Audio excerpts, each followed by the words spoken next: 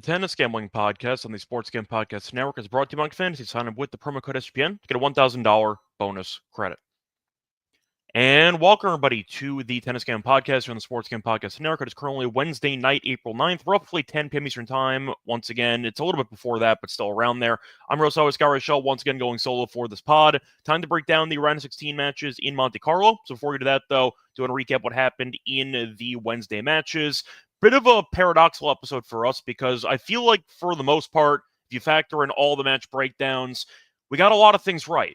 The problem was the lock and dog picks still have not been any good, and unfortunately I did pick terribly the lock and dog plays. But if you ended up backing every play that I gave out, including the, I don't want to say leans because that word is banned on the network, but if you ended up backing all of the sides and totals for the entire round, you did pretty well. But unfortunately we did pick poorly for the lock and dog plays. So starting off with the lock and dog, the bad news first, did lose the lock with Dimitrov in straight sets against Vacherat. I'll get into that match in a second. For the dog, though, picked up a loss with Caboli and fees over 2.5 sets at plus 150. We like the over 2.5 sets for like maybe 4 or 5 different matches, and I think we picked the only one that lost. So that was kind of annoying, but I saw Caboli had a couple of break points in the middle of the second set. They got a break lead, could not convert, then fees did break at the end of the set to serve it out. So either way, point is, did pick up a loss for the dog. For the lock, I don't know what the hell Dimitrov was doing for the first 35 minutes of this match. You're just watching the actual match unfold. You can tell Dimitrov was clearly the better player by a wide margin. He just could not keep the ball in play. Dimitrov was against a guy who really couldn't serve. Vacherat, I thought, kept the ball in play. Did he have a lot of firepower? No. It really just felt like Dimitrov was constantly involved in the return games against Vacherat. He just kept making unforced errors. And I believe Dimitrov had, I want to say, 30 unforced errors a couple games into the second set. He was actually down a set in a break, and then he ended up coming back and winning in 3 once he remembered how to play tennis. But for about 30, 40 minutes, Dimitrov played the worst match possible, and he dropped the set to a significantly inferior opponent. But either way, he came back and he ended up winning in 3, but did not help us, as he did end up losing once again the first set, which is all that mattered. But for the actual recap, though, of the matches that I ended up seeing on Wednesday, overall a pretty decent blend between, once again, pretty competitive matches and pretty straightforward matches. Starting off with the actual recap of the early matches from Wednesday. So Altmaier beat Gasquet in 3 sets. Gasquet gave it a good run. You know, it was going to be the last time he played here. He's about to retire, and he was able to make it into the second round. On top of that, he actually won a set against Altmaier. So he gave it a good run. Unfortunately, though, fell short, and Altmaier advances into the round of 16, where he gets the reward of facing off against Alcaraz. Now, Musetti ended up beating Lehecka in 3. We thought Lehecka might win, but we did like the over 2.5 sets. Thought it'd be a very close battle. Musetti, though, has been really bad in the first set of the matches here. Then he's been able to bounce back. Takes on Berrettini in the round of 16. So we'll see how that one goes. But point is, Musetti had a nice comeback there as he ended up winning in 3 sets. Borges and Martinez, we picked perfectly. Thought it'd go 3 sets, and we thought it'd be an absolute marathon. We also thought Borges would end up winning, but we thought the line was very disrespectful to Martinez, and it was, as you ended up seeing Martinez win the second set in a breaker. Then he lost the third set 6-4. I believe he was up a break in the third set as well, and then kind of fell apart there. He was up 4-1, lost the last 5 games, but either way, Martinez definitely was mispriced. Did fall short like we thought he would, of a nice win by Borges in 3 sets there, which we did call to a T. Thought Fokina would end up beating Etcheverry. We thought that it would be a close match, but we thought that Fokina just owning the head-to-head was pretty telling that Etcheverry would be, I'd say, in some trouble over the course of this matchup. Also didn't look that great against Muted, who'd been in really bad form for months, and Fokina did eventually win 7-6, 6-3. Fees ended up beating Caboli in straight sets. That one we ended up getting wrong as we had the over 2.5 sets. Thought Rublev would end up beating Monfils. We did like the team total over 12.5 for Rublev that got there. Monfils should have won a set. You're looking at Rublev, who had to fight on multiple set points. Monfils could not stop double faulting on the big points and eventually did come back after Monfils was serving for the set. Had 4 set points in that 5-4 game, and then eventually double faulted the break back to Rublev, and Rublev did win the break convincingly 7-2. So overall, once again, we had Rublev to go over the team total, and he got there. We thought Cerundolo was going to keep it interesting against Alcaraz, and we were, I'd say, half right, because Cerundolo won a set. which is definitely something you want to see if you were taking the, for example, team total on Cerundolo. The problem was Cerundolo managed to win 6 games in the first set, and he still lost the over for his team total because he won a grand total of 1 game in the final 2 sets. Alcaraz won 12 of the final 13 games in the match, and Alcaraz just went absolute God mode. Nothing else to add. Cerundolo, did I think he played well in the last 2 sets? No. Was he horrible? Honestly, no. Alcaraz just lost his damn mind. Alcaraz just hit every shot he needed to for about an hour, and the match was over. It happened very quickly. It kind of snowballed. Cerundolo was up once again a set, and he had a break point actually in the. I had 2 break points in the first game of the second set. So it looked like Alcaraz might end up losing the match outright. And then Alcaraz not only held in the 0-0 game in the second set, he didn't drop a single game in the entire set. So it felt like it was just an avalanche, and Cerundolo could not stop it. But damn, Alcaraz looked really, really good for the final 2 sets. And I'll put it this way, if Alcaraz plays that well for the remainder of the tournament, he's winning. He's probably not dropping a set. Like, Alcaraz was that good that I can't even roast Cerundolo. I don't know what he was supposed to do. Alcaraz just hit every shot he needed to, and Cerundolo was just watching just somebody kind of just find his peak form.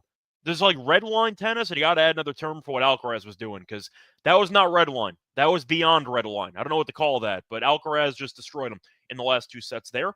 Moving on to the other matches, you saw Makic lose to de Minaur in 3. Thought Makic would win, but we did like the over 2.5 sets that got there, as de Minaur did eventually win after losing the first set.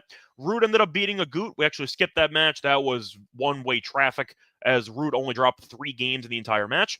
We were right about Tabilo. We thought that 5 games was too many for Joker to cover, especially based on his bad form in Monte-Carlo over the years, and Tabilo beat him, again, in straight sets on clay. A reminder that Tabilo beat him last year in straight sets in Rome, and then we saw him beat Djokovic in straight sets again on Wednesday. Joker was horrible, like no way around it. Tabilo looked great. Joker was up a break, early in the match. And then once that happened, Tabilo just decided it was time to take over the match, because Joker really just had nothing to offer Tabilo. At least it felt that way.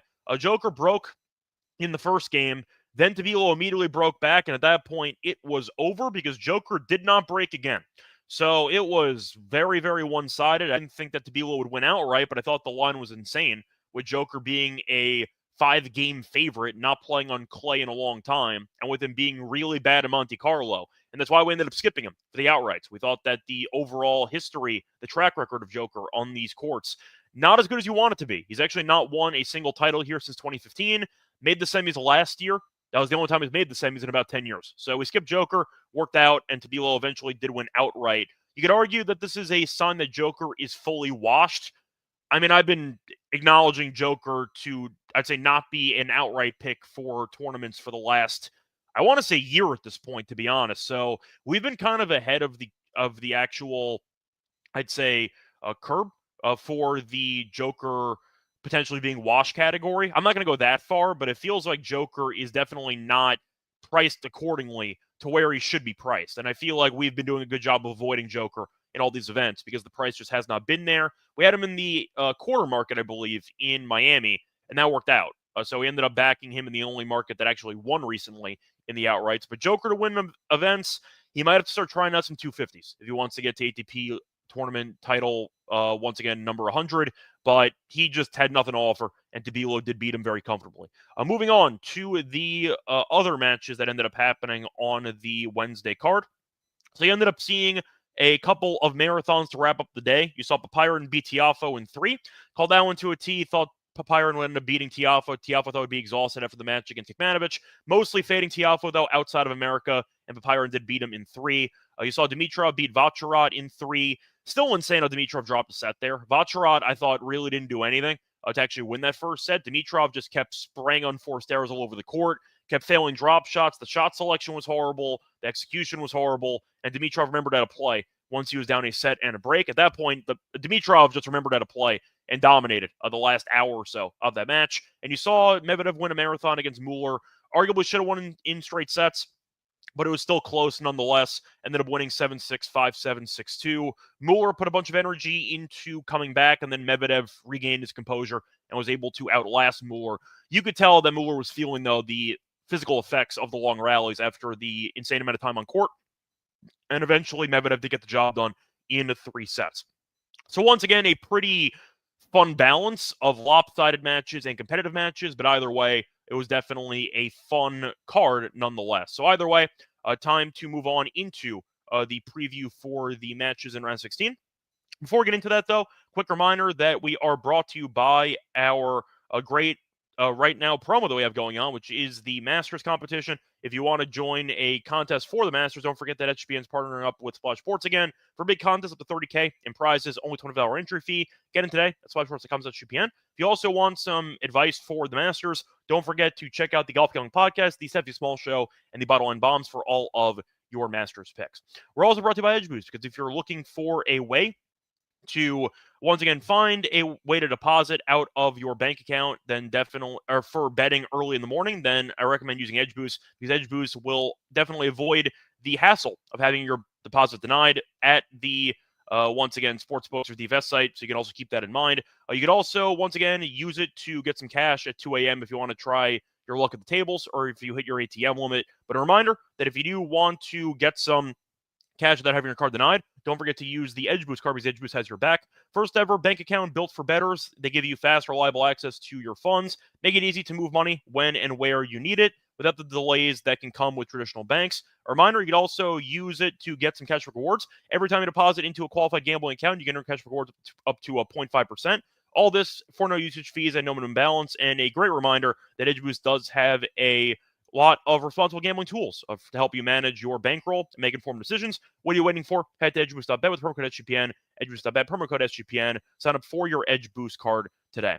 We're also brought to you by MyBookie, because MyBookie.ag is the place to bet on every sport, including the Masters. They have props in every game. You can also use it from a ton of locations, and you can also use crypto for lightning fast payouts and for easy deposits. A reminder, though, head to MyBookie.ag with the promo code SGPN, 400% odds match up to 1K. So MyBookie.ag, promo code SGPN. Welcome back, everyone, to the Tennis Game Podcast. Finish recap what happened on Wednesday. Time to move on into the matches taking place on Thursday. So starting off with the first match we're going to talk about, we are going to cover basically all the matches here on the card. So keeping that in mind, starting off with the first match on the slate that we're going to talk about, you have Draper against Fokina. Now, Draper is a massive favorite. Draper is around minus 210. You have Fokina, who's around plus 180. For the spread, -3 for Draper, +3 for Fokina. For the set spread here, you have Draper in straight sets at +115. Fokina to win a set at -145. The over 2.5 sets is +135.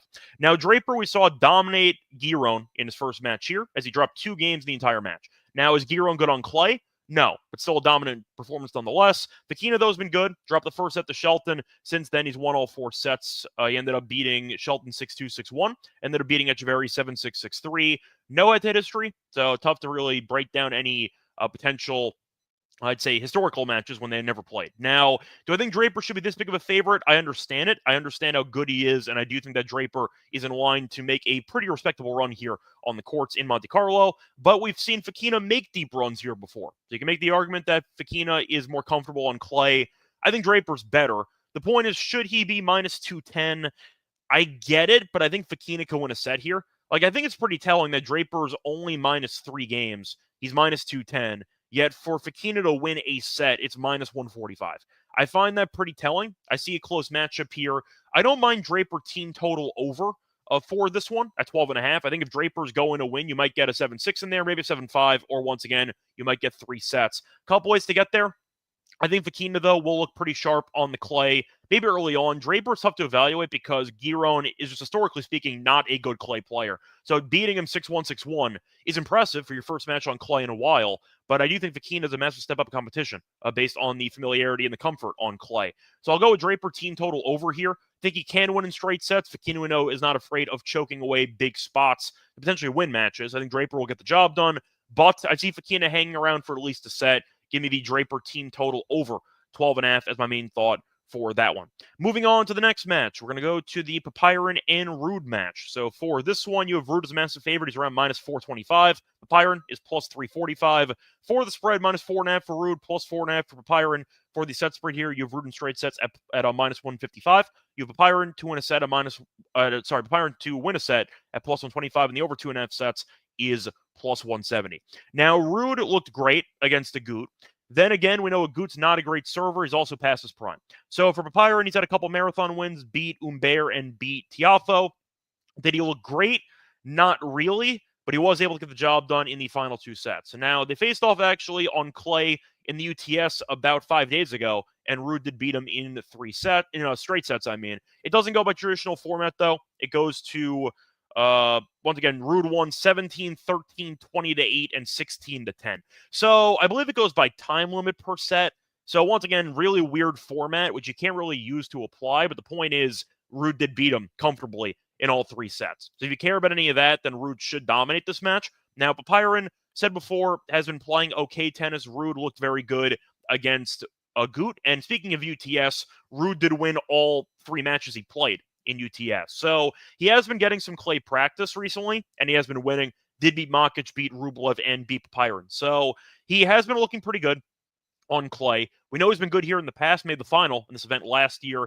Papyron, you could argue fatigue could be an issue. I'm not going to go with that route, but I do think that Ruud is the better clay player. They faced off in the past in, once again, the clay UTS event. That's it. That's the only head-to-head history they have, but Ruud did beat him comfortably in each set. I'll go with Ruud in straight sets here. I think that 155 is pretty expensive, but I get it. You can make the argument that Papyron maybe doesn't even force a breaker here, and maybe you see Ruud just dominate from start to finish. I wouldn't disagree with you there. I think Papyron has a pretty decent clay game, but I think that Ruud is definitely one of the best clay players in the entire field. I'll go with Ruud in straight sets. I know it's juicy at minus 155. Maybe the team total under, once again, can cut into that, or maybe the team total under for Papyron if you want to take that approach. But I see a pretty straightforward match. I think Ruud's going to win.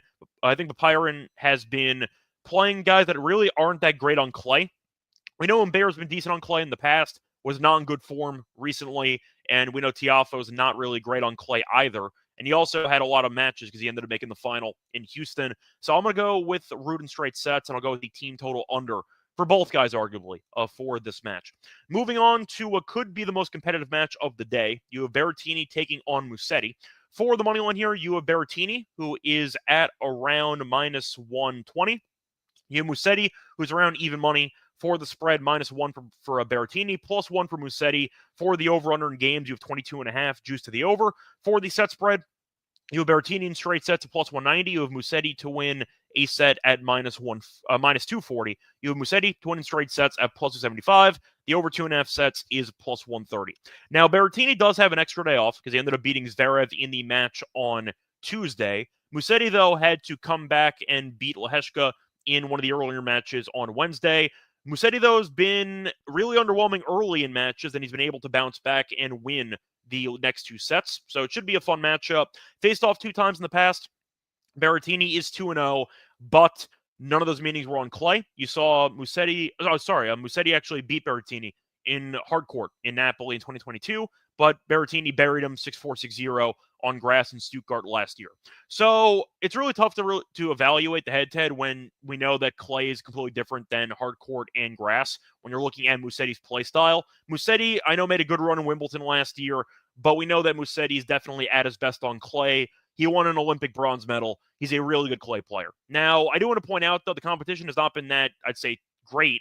Leheshka can be difficult. Boo's not great. And yet Musetti's been dropping sets. So I think you make an argument that Berrettini is definitely the best opponent that he's faced so far based on the form. Berrettini's looked sharp, beating Zverev in 3 sets. Yes, I know Zverev's been in bad form since the Aussie Open. Still a solid clay player, the French Open runner-up, and Berrettini came back and beat him in 3 sets. So Berrettini's been good. Really a contrast in styles here because Musetti wants to play defensive. He wants to stand far back on the court, and he's going to try to neutralize the firepower that Berrettini has by standing so far back on the court. Berrettini, though, will rely heavily on, of course, the forehand and the serve, and it's going to result in what should be a very back-and-forth battle. For this one, I think I like the over, to be honest. I see a very close match. I think 22.5 sounds reasonable, but if you want to go for the over 2.5 sets, I don't hate that at a +130. If you want to go for the potential sharp angle or the dangerous play, I don't mind Berrettini first set, because Musetti's been off to very slow starts in the event so far. Did drop the first set to Boo 6-4, dropped the first set to Leheshka 6-1. Yes, Berrettini dropped the first set to Zverev, did beat Navone, though, in the first set and the overall match in straight sets. But I think that Musetti will find some moments in this match. We know Berrettini can struggle with the unforced errors. That's him who said he's going to thrive. It's going to be his court coverage, trying to force extra shots from Berrettini, and hoping Berrettini does hit some errors, not to mention the fact Berrettini's backhand is self-destruct at any point. So I think that Musetti obviously has the much better backhand in this match. Of course, Berrettini has the better forehand and the better serve. I see a very close match. I understand why you'd be tempted by Musetti moneyline, just based on his clay prowess and based on the price. I'll go with the over instead for the sets at 2.5. Don't mind the over in games. I could see a world where one of these guys wins 7-6, 6-4. It's a possibility, so I'll go with the over. But I see a very fun, drama-filled match where each guy has moments. But I think if I had to go for an actual side here, I'll pick Berrettini. I'm not going to bet Berrettini, but I think that he's looked a little bit sharper in the event so far. But I am going to go with the over. I see a very close battle between these two Italian players. Moving on to the next match, we're going to look at the Medvedev and de Minaur match. It feels like they faced off in the head-to-head about 45 times. To get into the details here, they've actually faced off 10 times. Now, Medvedev is currently 7-3 in the head-to-head. Of course, we know Medvedev, though, is not great on clay. They've not had many clay meetings in the past. Medvedev, though, is a dog in this one. De Minaur is minus 135. Medvedev is plus 115. For the spread, minus 1.5 for de Minaur, plus 1.5 for Medvedev for the over-under, 22.5 games. For the set spread here, you have Medvedev to win in straight sets if you want to get really bold with it at a pretty big price. De Minaur, though, is also a pretty big price to win in straight sets, but the over 2.5 sets is around plus 130. So for that head history, it is 7-3 in favor of Medvedev. Faced off last year at the ATP Finals, Medvedev did win 6-2, 6-4, but faced off in the French Open last year, and Medvedev did lose in 4 sets. Won the first set, did not win another set after that, but that's the only clay meeting ever between them. So, yes, the head-to-head history does support Medvedev, but we know that de Minaur is the better clay player by a decent margin. We'll see how it, once again, fares between the comfortability on the courts for these two guys. But Medvedev's had a couple of marathons, had a 3-setter against Khachanov, and a 3-setter against Mueller. Very tough match against Mueller. Match took about 2 hours and 48 minutes. Arguably should have won in a straight sets, but then Mueller ended up getting the break and eventually did break again to win the second set. But he did a good job bouncing back, winning the third set convincingly. As for de Minaur, he's had a couple of, once again, scares too, because Makic we saw win the first set. And it looked like de Minaur was going to be in trouble, but he won the second set 6-0 and was able to rally to win in 3. He's also been playing doubles, so he has been pretty familiar with the courts here. I think for this one, the line's pretty telling.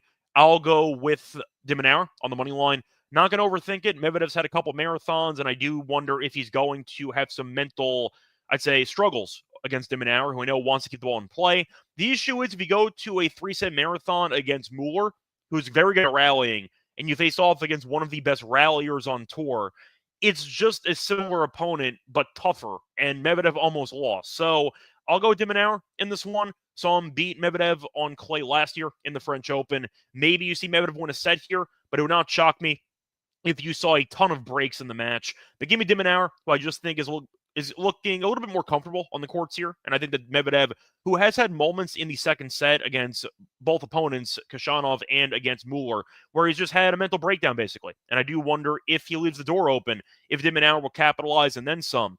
My answer is probably. So give me a bunch of long rallies, a bunch of breaks, but I am going to go with de Minaur to get the job done. I think it's pretty telling that the higher-ranked player is the dog in this one. Give me de Minaur in this one. Actually, according to the ATP, de Minaur is actually ahead of Medvedev at the moment, so I take that back. But I do think de Minaur is better on clay. I'll go with him to win this one at minus 135. Moving on to the final match we're going to talk about. Actually, no, we have two. So you have Tsitsipas against Borges. For this one, Tsitsipas, after having a really weird match against Thompson in the first round, is a pretty decent favorite, minus 325 on money line. You have Borges at plus 270. For the spread, you have minus 4 for Tsitsipas, plus 4 for Borges. Set spread, Tsitsipas in straight sets at minus 120. Borges to win a set at minus 110. The over 2.5 sets is plus 160. The over-under in games is at 22.5. Faced off on clay last year, 2 years ago in Rome, and Tsitsipas did win 6-3, 6-3. Tsitsipas, though, had a tough early, I'd say, portion of the match against Thompson, where he lost the first set. Then he dominated. He ended up winning the next 2 sets pretty convincingly. But you saw Borges win in a marathon against Martinez. You saw him beat Rune in the first round, courtesy of injury. But that match against Martinez was 3 hours and 8 minutes with no day off in between. And Tsitsipas had a day off after his match against Thompson. I see a really bad spot for Borges. I think Tsitsipas might kill him. I know the argument is Tsitsipas can still be a head case and he can definitely come out flat. But Borges was fortunate that Rune was dealing with an illness and he ended up beating him easily, courtesy of a retirement. Then he had an absolute war yesterday against Martinez. We know Tsitsipas has won this event 3 times. He was very sharp in the last 2 sets against Thompson. Might have just needed a couple of games or a set to readjust to clay. But Tsitsipas hit the ground running after that, and I do think that Borges might be exhausted after playing for 3 hours yesterday against Martinez, who we know is good on clay, but was also struggling physically entering the event. And he had a 3-setter against Sonego in the first round. I think Borges loses probably 6-4, 6-3, something like that. I think it's a bad matchup.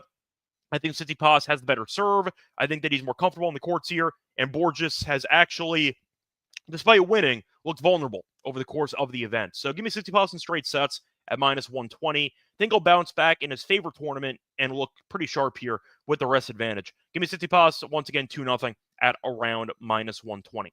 Moving on to the last match, we're going to look at Dimitrov taking on Tabilo. Now, Dimitrov's favored at around minus 148. You have Tabilo plus 128. For the spread in games, you have -2 for Dimitrov, and you have +2 for Tabilo. The over-under in games at 22.5. For the set spread, you have Dimitrov in straight sets at +165. You have Tabilo to win in straight sets at +290. The over 2.5 sets is +130. So in the head-to-head history, they have faced off a couple of times, actually. 0 times on clay. Faced off in Miami last year, and Dimitrov won in 3 sets. Faced off in the Laver Cup last year, and Dimitrov won 7-6, 7-6. So we've seen a couple meetings in hardcore. Both of them were very close. In fact, 4 of the 5 sets went to a tiebreak. Now, Tabilo, we saw beat Djokovic comfortably after beating Wawrinka in a marathon in the first round, but he was able to beat Djokovic comfortably, and it appears that he has refound his form on clay. For Dimitrov, a weird event so far, beat Jari in straight sets, then had whatever that was in the first set against Vacherat, and then destroyed him in the last 2 sets. So it's pretty tough to evaluate how each guy's going to look. Tabilo should look consistent. Dimitrov looked very good in the last 2 sets against Vacherat, but the unforced errors are an issue, and I think Tabilo can capitalize on that. But we know Dimitrov is the better player, objectively speaking, than Tabilo. So it's kind of tricky. I think I'll go with Dimitrov to win, but I might go with Dimitrov to win in 3. Maybe the team total over for Dimitrov. He definitely found his form again late, and I know Tabilo, you could argue, might be in a letdown spot after beating Djokovic. And you could argue that after that massive win, maybe he'll end up having a bit of a letdown early against Dimitrov. If Dimitrov plays the way he did in the last 2 sets against Vacherat, he should win. To be honest, Dimitrov's better, in my opinion, on clay than Tabilo is. But the issue is Dimitrov's unforced errors. The shot select should be a concern. If the drop shot's not falling, he might have some problems. I think Dimitrov's going to win, but I see it being close. Give me the over. Give me the team total over as well. 4 of the 5 head-to-head sets went to a tiebreak. I can see a 7-6 in this one, maybe a 7-5. Give me the Dimitrov team total over in this one for me. I think it's a pretty decent option when you're looking at how to price it. And I think if Dimitrov's going to win in straight sets, it will probably feature at least one close set. Give me Dimitrov team total over as a main thought for that one. Anyway, that's going to wrap it up for the actual preview of the round 16. Time to move on into the lock and dog picks. For that, though, quick reminder that we are brought to you by our sponsor, Arc Fantasy, because you can play the Arnold Pick'em for a chance of 100 times your money. You could also mix and match different sports. You could use tennis, you could use baseball, you can use basketball as well. A lot of different options, a lot of ways to make money. You could also sign up for your new account with the promo code SGPN to claim a special first time deposit offer up to 1K on cash on fantasy promo code SGPN. We're also brought to you by Rhythm because they're the home of AI-backed picks and props. They also are now live for the MLB. They have models on the NBA and golf as well. And a reminder, you'd also build your model, which is simple and easy to do. A reminder, though, we have a couple of great promos with Rhythm. If you want to get some discounts for a subscription, they have amazing deals going on. 25% off monthly subscription with the promo code SGPN25 and a 50% off annual subscription with promo code SGPN50. That's RITHMM, promo code SGPN25 or SGPN50. Welcome back, everyone, to the Tennis Game Podcast. Finished breaking down every match for the round 16. Time to move on to the lock and dog picks. Now, I am aware the lock and dog record has been awful for the last week. I think we have not actually won a lock and dog pick in like 4 or 5 episodes. It's been an absolute catastrophe. But we did a decent job with the other matches yesterday. So hopefully that's going to help translate to the matches here. Now, if you did notice, we ended up skipping 2 matches in the preview of the round 16. We skipped the Alcaraz match, and we ended up skipping the Rublev match. We'll talk about them right now for the lock and dog plays. For the lock, I am going to go with a dominant performance by Alcaraz again. Give me Altmaier team total under 6.5 at -110. Alcaraz lost one game in the final 2 sets against Cerundolo. One game. It was a complete ass kicking. Cerundolo, I didn't even think he looked that bad. It just looked like Alcaraz just made him unplayable, and Alcaraz dominated. But Alcaraz found his form after a bad first set. First set on clay in a while. We know Alcaraz is one of the best clay players in the world, probably the best clay player in the world right now, and he looked like it in Monte-Carlo in the last 2 sets. Altmaier, though, has had a pretty weird path so far, was down a break in both sets against Felix, came back and he won straight sets. Then he needed 3 sets to beat Gasquet, who's about to retire, and I feel like that's not the showing you want to once again showcase when you're about to take on the best clay player in the world. If Gasquet can break you about 5 times, you have problems. And I think that Altmaier is going to get destroyed in this match. Now, Altmaier's main concern right now is the second serve. He's won less than 39% of his second serve points in each of the first 2 rounds. So I do think that if the first serve is not on point, Alcaraz should feast against his second serve. Altmaier's not a great server anyway. So I see a bunch of opportunities for Alcaraz to get deep into return games and to break multiple times. But Altmaier maybe breaks once or twice. I think the break number for him is actually at a half. But I think you're looking at, once again, Alcaraz, who found his form, looked incredible. And Altmaier, yes, he won, but was not convincing against Gasquet. I see a pretty bad matchup for Altmaier, and I think that Alcaraz dominates. But they also faced off on clay in 2020. Altmaier only won 7 games, so he did go over this team total. One caveat, though. Alcaraz was only 17 years old. Alcaraz was a teenager. He was around like -270 on the money line, but it was a challenger. People were still waiting for Alcaraz to become the prodigy. I should say to live up to the prophecy for him. And that was back when he was still a challenger guy. And he still only dropped 7 games to Altmaier. So the fact is, 4 years later, 5 years later, you're looking at Alcaraz, who is, of course, a top 3 player in the world. Altmaier is kind of the same guy. And yet, teenage Alcaraz only dropped 7 games against him on clay. I see a very one-sided matchup. Alcaraz, I see winning like 6-3, 6-2. I think it gets ugly quickly. Give me Altmaier team total under 6.5 at -110 as my lock. For my dog, I'm going to go with the Rublev team total over 12.5 games at even money. I think it's just a bad overall price for Rublev. I know Fees has been looking sharp so far.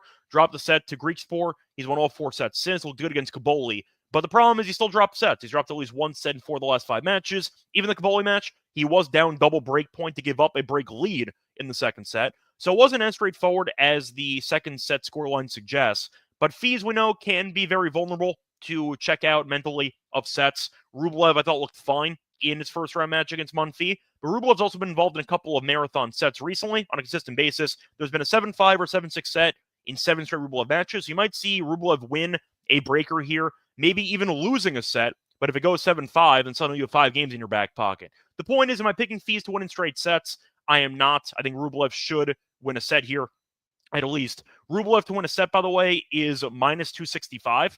So based on that, I see a close matchup here. I think Rublev might once again have a marathon set.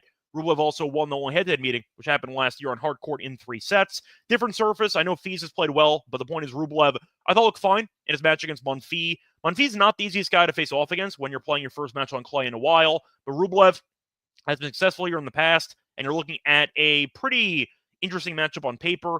I think Fees once again can win the match, but I see a very close battle. And I think 12.5 games is a pretty low number when you're looking at Fees probably dropping a set in this one. So if Rublev wins a set and you end up getting a potential marathon, you can go over but while still losing the match. So give me Rublev, team total over 12.5. Think Fees has a decent chance at winning. I understand why he's favored.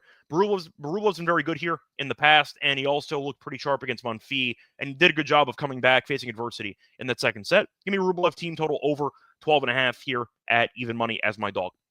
So once again, the plays here for the round of 16 in Monte-Carlo, the lock's going to be on Altmaier team total under 6.5 at -110. For the dog, give me Rublev team total over 12.5 games at even money. That's going to wrap it up for this episode. Back once again for the quarterfinals in Monte-Carlo. Till next time, a reminder, you can also show support for like, subscribe on YouTube. And a reminder, you can also leave a rating and a review on Spotify or Apple. Reminder, you could also check me out on the social media platforms on Twitter at Reichel Radio.